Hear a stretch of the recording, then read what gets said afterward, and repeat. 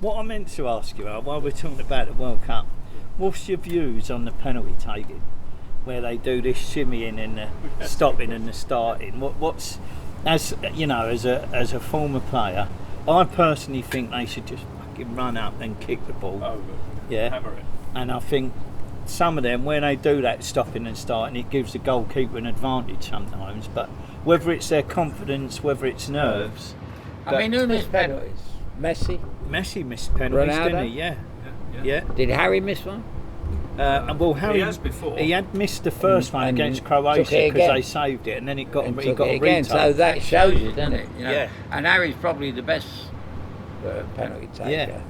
But as regards, especially with a modern ball, you know, the way it is. When you were in America, I was fascinated about all the players that you played with. You played with Beckenbauer, did you? And Pele, was Best there as well? Amazing players, yeah. They were all there. Fantastic. Who was in your team?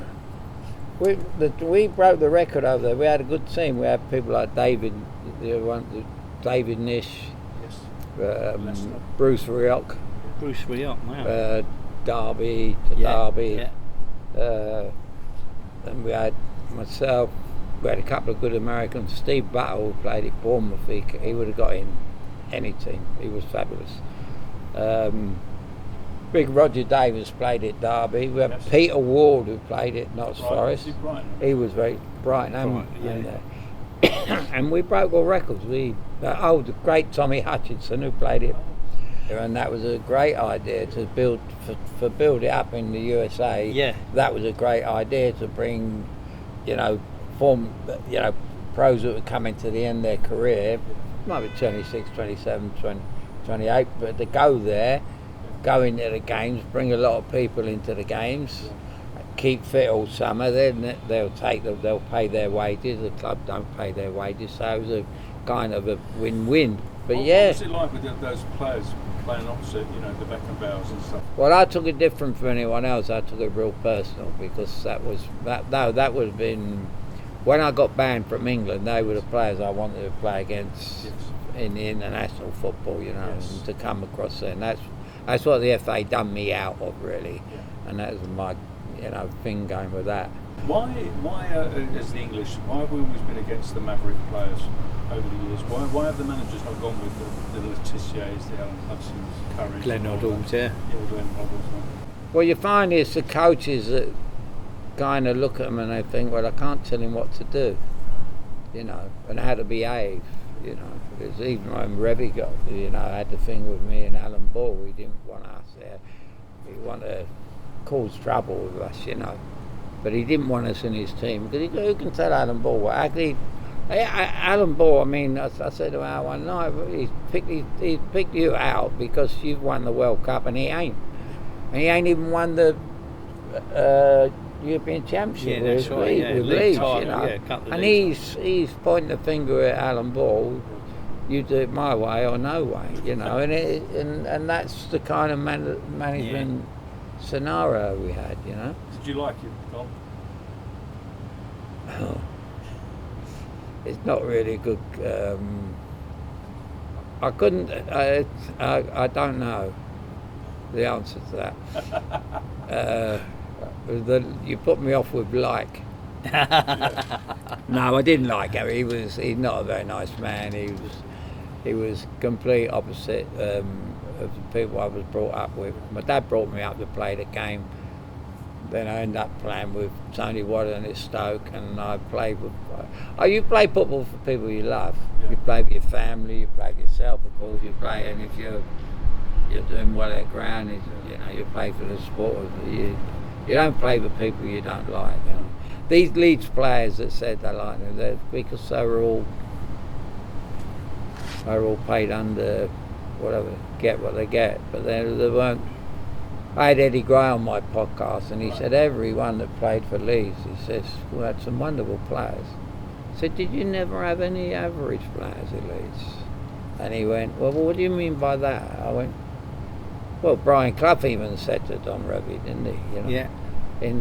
He said it in the film, but it's in the book, and I don't think he did say it. And he said, you messed it up, and Brian Clough said, why did I mess it up? He said, well, you brought all your people in, from McGovern and people like that. And he said, when you got world-class players at Leeds sitting there, and he said, you're telling me that people like Frankie Gray and Terry Yorath are world-class? He said, what kind of world do you live in, kind of thing, you know. They really did think that way at Leeds. They really did. You know, they were like a Leeds family, you know, they were like a team, the Godfather, and he was a Don, you know, and that was a problem. But he wasn't a very nice man. He wasn't a very nice man. You know, you walk in a room and you think, he looked like Tommy Cooper a little bit, but he weren't that funny. But, you know, he wasn't a man you wanted to be around, you know. Were there any players like that had an image, but they weren't like that, you know, when you were with them? Do you know what I mean? Having been a Fulham supporter, I met Alan Clark one night in a nightclub. It was an England get-together, and he was in the squad, I was in the squad, Bawley was in the squad, my friend Jeff Salmons from Stoke was, and we walked in and he was standing in the corner with a bird, and he turned around and he said, Don won't be happy with you being out tonight. And he's in the same squad as he was allowed out, but we weren't, you know. It was, you know, and you come across people like that and you think, well, for once I was a kid watching Fulham, and I remember you playing at Fulham and half cheered you, you know. Oh, well, I shouldn't have wasted my breath, you know. So how many of your Chelsea team are still around and do you see? Johnny Boyle is the main one. Right. Yeah, the rest, Ron Harris is suffering at the moment very badly. I think it basically hit. That's it, yeah. Quite a few of them passed away now. Yeah, just over the last year we lost the great Tommy Baldwin, the great John Dempsey and the great Mum. They were three of my, you know, people I really looked up to, you know, and loved. I really loved them. I was really hurt when they went, you know.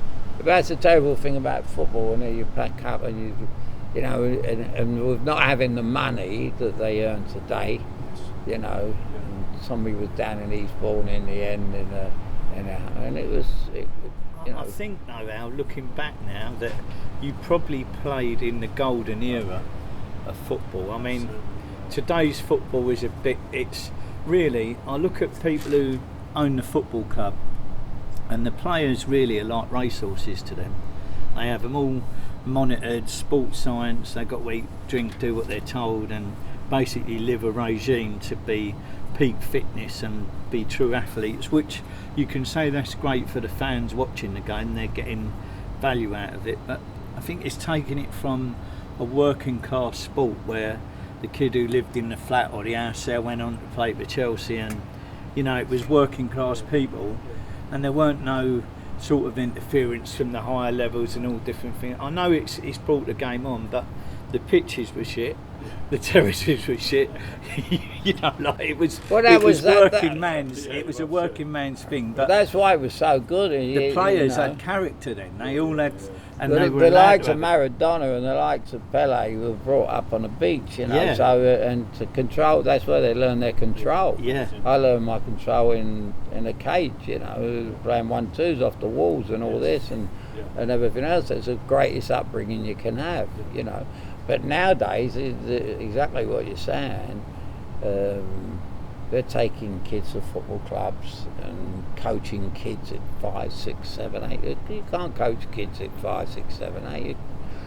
You tell them to go and enjoy yourself. Go and watch, you know, watch so and so, see how he does it. You know, that's how you teach kids. You don't tell them what to do. You know, that keep up. There used to be a kid in Fulham when I played. They said they've got a boy in Fulham. He's great. He said, you're the boy in Chelsea. And he could keep the ball up all day long. So well, what fucking good is that? What good is that? You got Billy Bremner and Johnny Giles on your side. You're going to keep it up 100 times here? You know.